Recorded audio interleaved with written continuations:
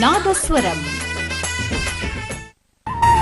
கடவுளே, என்னடா சொல்ற? நினைச்சு பார்க்கவே ரொம்ப கொடுமையா இருக்கு. ஊர் உலகத்துல நெல்லையாண்டவர் பாமா ஒரு சம்பந்தி கலப்பறா. அவர் பரமுக்கு அவர் பையனை கட்டு வைக்கட்டா கூட பரவாயில்ல, ஆனா அந்த புள்ளைய காப்பாத்தணும்னு நினைக்கிறாரு. ஆனா அவங்க அண்ணன் ஒருத்தர் இருக்காரு. டேய், என்ன மாமா மரியாதை எல்லாம் பேசுற? ஆமா, அந்த ஆளுக்கு மரியாதை வேற. இத கேள்விப்பட்டதுல இருந்து அந்த ஆளு மேல உள்ள மரியாதையே போச்சு. என்னம்மா முறைக்கிற? சிங்கம் முன்னர் போய் எவன் வீட்டு கதவு தட்டி கேட்டாலும் அந்த குமாருங்கிறவன் 1 நம்பர் அயோக்கிய, அவன் பொண்டாட்டே கொன்னவன் சொல்லி சொல்றாங்க. அவனை போய் மருமையை சொல்லிக்கிட்டு இருக்காரு. இவர் அவனோட சேர்ந்து கருறது இல்லாம பரம வாழ்க்கையும் சேர்த்து எடுத்துட்டு போறாரு.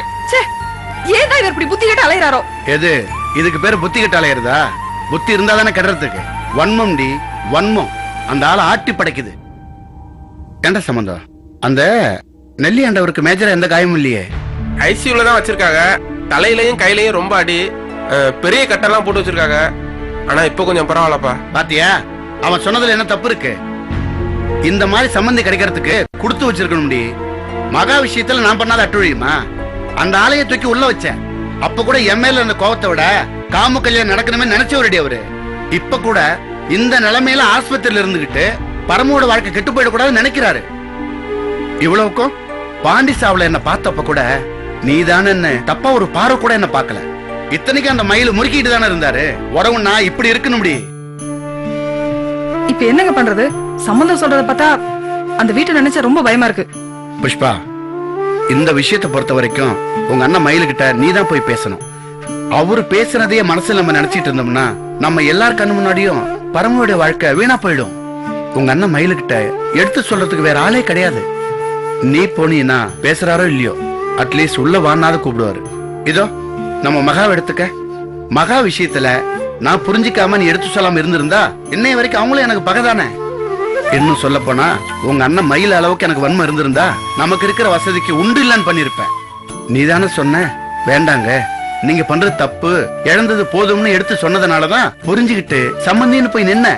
ஆனா பாண்டி, புஷ்பா, பாண்டி இழந்தது அவருக்கு வேதனை தான்.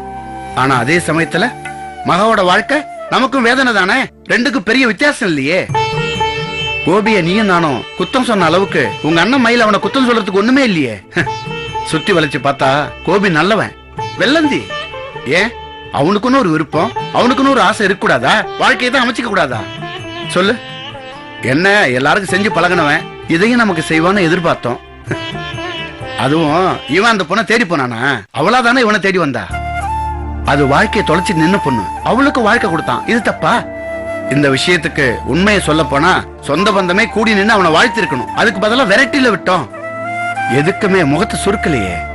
எப்ப பார்த்தாலும் என்ன மாமான்னு கூப்பிட்டான், உன் அத்தைன்னு கூப்பிட்டான். ஆனா உங்க அண்ணன் பாண்டி போனதுக்கு அந்த குடும்பமே கொலகார குடும்பம், கோபிதான் அவனை கொன்னா அப்படின்னு சொல்லி திரிசோறு வைக்கிற அளவுக்கு போயிட்டாரு. ஊர் உலகத்துல இப்படி ஒரு கொடூரம் உண்டா? கோபி என்ன பண்ணான் சொல்லு? அவனை பாண்டி போய் கொன்னா, ஏதோ கோபத்துல அடிச்சிட்டான். ஏன் புஷ்பா, உனக்கே தெரியும் அந்த பாண்டி கோபி எத்தனை முறை அடிச்சிருக்கான். மனுஷனுக்கு ஆத்திரம் இப்படி கண்ணை மறைக்க கூடாது. சொல்லு, கோபி கோபின்னு இப்படி வன்மம் பிடிச்சு அலைஞ்சு என்னத்தை அனுபவிக்க போறாரு அவரு. இப்போ அந்த கோபி என்னடானாக்க பரமனுடைய வாழ்க்கை காப்பாத்துறதுக்கு இப்போ துடிச்சிட்டு இருக்கான அவன். உண்மையை சொல்றேன் புஷ்பா, உங்க அண்ணன் யார ஒதுக்கி வைக்கிறாரோ இல்லையோ, ஆனா கோபியை மட்டும் விலைக்கு வைக்கவே கூடாது.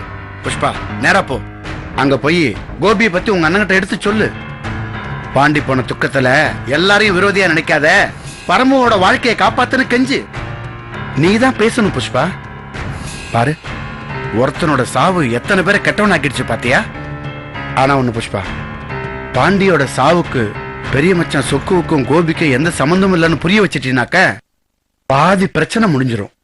பரமோட வாழ்க்கையும் காப்பாத்திரலாம் புஷ்பா.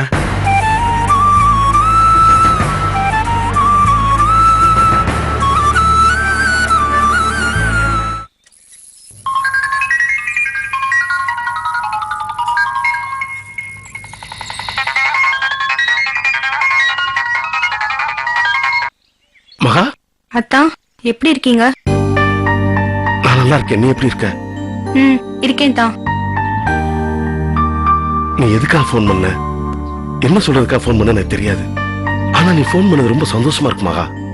சொல்லு மகா, என்ன விஷயம்? அத்தா, எனக்கு உங்களை பார்க்கணும். என்ன விஷயமா மகா? உங்களை பார்க்கணும். சோலையாண்டவர் கோவிலுக்கு வரீங்களா? வரேன் மகா.